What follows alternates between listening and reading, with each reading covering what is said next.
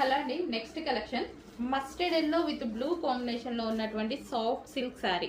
So ఇదంతా మనకి weaving border అయితే వస్తుంది. సో ఇక్కడ వచ్చేసి చిన్న డిజైన్ అండ్ సెల్ఫ్ డిజైన్ కూడా రన్ అవుతుంది. చూడండి, పెన్సిలింగ్ స్టైల్లో సెల్ఫ్ డిజైన్ రన్ అవుతుంది. దీని మీద ఎటువంటి ప్రింట్ లేదు, complete washable. Okay, sari complete look ఎలా ఉంటుంది చూద్దాము.